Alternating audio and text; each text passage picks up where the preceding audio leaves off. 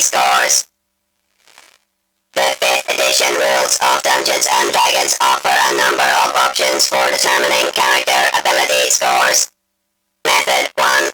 You can simply take the scores 15, 14, 13, 12, 10 and 8 and allocate them to the 6 abilities. These scores have an average of 12 and an average ability modifier of 0.83. Method 2. Roll 4d6 for each ability and take the best 3 dice rolls.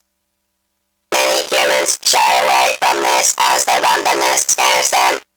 However, this method provides a better overall average of 12.24, with an average ability modifier of 0.87. Thus, this method will on average produce better scores than the previous method.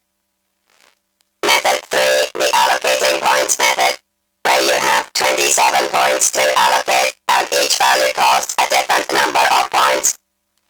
This method allows you to avoid any negative ability modifiers and can appeal to some players, but it is often more interesting to play a character with a weakness. As the points don't scale linearly, there is no one average score for this method.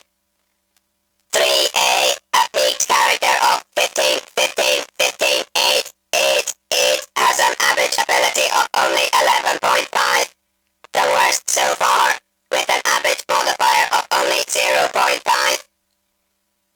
3B, while the slightly more normalized character of 14, 14, 14, 10, 10, 10 has an average ability of 12, but an average modifier of 1, which is the best modifier so far.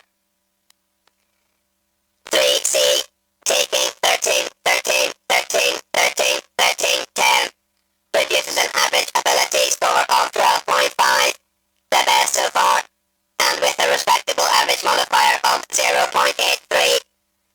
If taken with the human race, which gets a +1 to all 6 attributes, this will push the 13s up to 14s, getting a +2 modifier rather than +1.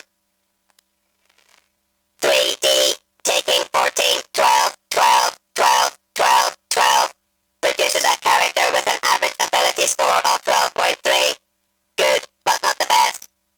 But an average ability modifier of 1.17, with every attribute having a positive modifier.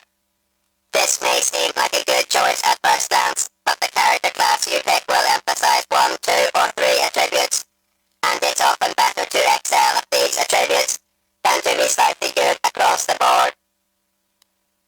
The only method that allows any chance of an attribute of 16 or more, with a corresponding modifier of better than 2, is the 4d6 method. For each attribute there is a 13.04% chance of getting a 16, 17, or 18. For all 6 rolls there is a 56.76 chance that at least one attribute will be 16 or better. In contrast, there is only a 5.71% chance of getting a value of 7 or lower on a single attribute, or 29.73% across all 6 attributes.